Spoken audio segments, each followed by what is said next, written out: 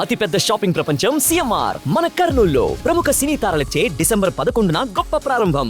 మోహన్ బాబు గారికి నటుడిగా తిరుగులేదు, విద్యావేత్తగా తిరుగులేదు, నిర్మాతగా తిరుగులేదు.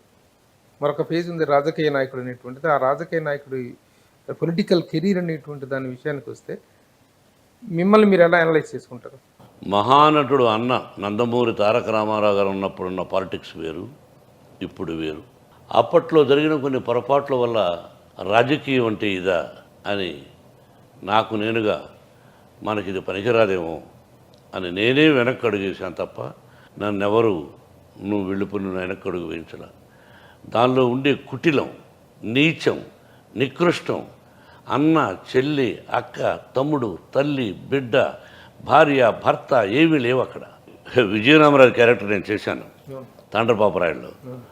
కొండవీటి వెంకట కవి గారు మా గురుగారు కలిసి రాసిన భార్య అడుగుతుంది, ఇదేనా రాజకీయం ఉంటుంది. రాజకీయం రాజుల నవనాడుల్లో ప్రవహిస్తుంటుంది, రాజనీతి పురాణంలో పదిలంగా ఉంటుంది. ఇంకోటి ఏదో అడిగితే అవును ఇది రాజకీయం, చిరునవ్వులు చిందిస్తూ చిచ్చుపెట్టడమే రాజకీయం, ఆత్మీయత నటిస్తూ అవసరం తీర్చుకోవడమే రాజకీయం, అనురాగాన్ని ప్రదర్శిస్తూ వెన్నుపోటు పడవడమే రాజకీయం, ఈ పదవీ భద్రతకు ధర్మాధర్మాలు చూడకుండడమే రాజకీయం. ఈ రాజకీయాన్ని పాటించిన వాడు ఏనాడు రాజ్యాధికారానికి రాలేడు, ఒకవేళ వచ్చినా ఎంతో కాలం నిలవలేడు. అర్థమైందా? 30 సంవత్సరాల ముందు చెప్పిన డైలాగ్. కాబట్టి నువ్వు అడిగిన దానికి ఆన్సరు ఇప్పుడు కూడా చూస్తున్నావు. అటువంటి రాజకీయాలకు నేను దూరంగా ఉండడమే మంచిదనిపోయింది. కాకపోతే కొన్ని కారణాల వల్ల ప్రచారానికి వెళ్ళవలసి వచ్చింది బంధువులు కాబట్టి. అంత తప్ప రాజకీయాలకు నేను పనికిరాను. ఉన్నట్టు మాట్లాడేవాడు పనికిరాడు. ఏదైతే నేను డైలాగ్ చెప్పానో ఆ విధంగా ప్రవర్తించేవాడు. రాజకీయుడికి ఎంటర్ అయిన వెంటనే కలుషితమైపోయి ఆ పక్కన పోలీసు వాళ్ళని, ఆ సైరల్ని, ఆ ఆర్టిఫిషియల్ నమస్కారాల్ని ఇవన్నీ చూసి ఆహా ఇదేనా స్వర్గం అంటే ఇదేనా అని ఫీల్ అవుతూ ఉంటారు చాలామంది. ఒరే పిచ్చివాడ, స్వర్గం నరకం, నరకం కూడా పక్కనే ఉంటుందిరా అనే భావం తెలియక అది. కాబట్టి don't ask me about the politics, I don't want it. మళ్ళీ రేపు పెడతారా అంటే ఈరోజు సంగతి ఈరోజు మాట్లాడదు, రేపు సంగతి తెలియదు కదా. రామారావు గారి ప్రేరణతో మీరు రాజకీయాల్లోకి వచ్చారు తప్ప అంతకుముందుకు ఎప్పుడు రాజకీయ నేపథ్యం లేదు, రాజకీయ ఆసక్తి లేదు అని దీంతో వచ్చారు. రామారావు గారు చనిపోయిన తర్వాత ఏ సంఘటనతో మీకు రాజకీయాల మీద ఇంత విరక్తి కలిగింది, ఇంత అసహ్యం వేసింది? అప్రస్తుతం, దానివల్ల లాభం లేదు, మోసం చేశారు. పలానాళ్ళు చెప్పుకోవడం ఎందుకు? గతం కదా, జరిగిపోయింది అంతే. తెలుగుదేశం పార్టీలో మోహన్ బాబుకు క్రమశిక్షణ రాహిత్యం కారణంగా తెలుగుదేశం పార్టీ ప్రాథమిక సభ్యులు. నేనేమన్నానంటే Prabhu, I give respect to you. గతం జరిగిపోయిన దాని గురించి, 30 సంవత్సరాల ముందు జరిగిపోయిన దాని గురించి ఇప్పుడు ప్రజలకు తెలియజేయవలసిన అవసరం లేదు. ఇప్పుడు ఈ క్షణాలు ఏమిటి వీటి గురించి తప్ప, not what was happened 30 years back. కానీ 30 years back what was happened I told you regarding the film industry, regarding the schools, regarding my character, ఇవన్నీ చెప్పాను. But why I don't want to.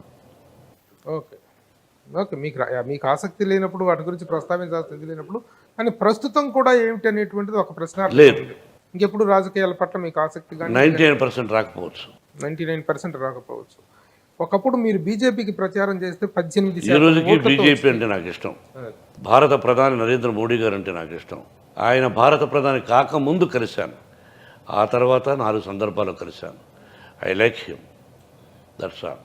Sir, రాజకీయాల పట్ల మీకు ఒక విముఖత ఏర్పడటం అనేటువంటిది ఓకే, మీకు అనుభవాలు కానీ మీరు చెప్తున్నారు, మాట్లాడుతున్నారు. కానీ ప్రస్తుతం మీరు వైఎస్ఆర్సీపీ పార్టీలో ఉన్నారు. 2019 ఎలక్షన్స్లో ప్రచారం చేశారు, నో డౌట్ చేశారు. కానీ ప్రస్తుతం మీకున్నటువంటి ప్రాధాన్యత ఏమిటి పార్టీలో? కానీ తర్వాత ఎక్కడా కూడా మీ ఉనికి కానీ మీ ప్రాధాన్యత కానీ కనిపించలేదు ఆ పార్టీలో. దీనికి మీరేం చెప్తారు? కారణం ఏముంటుంది ప్రభు, మనం వెళ్ళాము, ప్రచారం చేసాం బంధువుగా, అంతవరకే. మిగతా ఏది మనం కోరుకోలేదు, కోరుకోను కూడా. మరి ఇక అటువంటిప్పుడు నేను ప్రధానికి మనం వెళ్ళొచ్చా? కానీ ఆ రోజున మీరు పార్టీలోకి వెళ్ళినప్పుడు మీకు పార్టీ పరంగా కానీ లేకపోతే విపరీత గౌరవం దక్కుతుంది, మీకు ఒక గౌరవం అంటే ఏంటి? వాడు ప్రేమించారు, గౌరవించారు.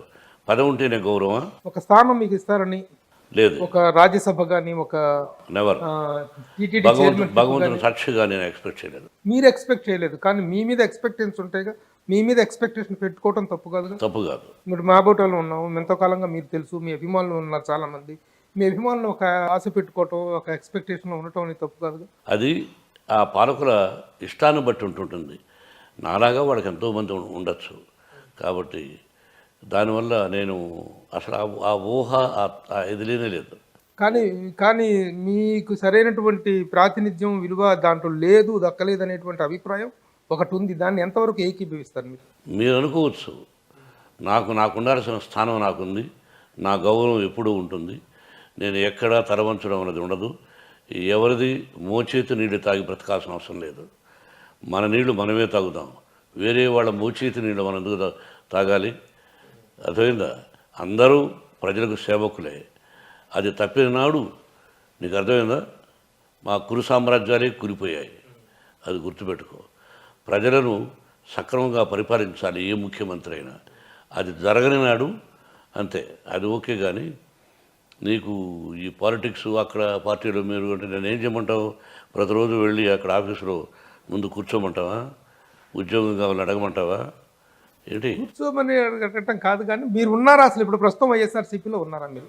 ఎప్పుడూ లేను. ప్రచారానికి వెళ్ళాను తప్ప పార్టీలో నేను అప్పుడు లేను, ఇప్పుడు లేను, ఎప్పుడూ లేను. ప్రచారానికి వెళ్ళాను. నేను వెళ్ళిన చోట నాకంటూ ఉన్న అభిమానులు వాళ్ళందరూ ఓట్లేశారు ఎన్నో. అది నాకు తెలుసు, ప్రకృతికి తెలుసు, అక్కడ నేను ప్రచారం చేసిన ఎమ్మెల్యేలకు తెలుసు. సుమన్ టీవీలో మీ పర్సనల్ అండ్ బిజినెస్ ప్రమోషన్స్ కోసం కింది నెంబర్కి కాంటాక్ట్ చేయండి.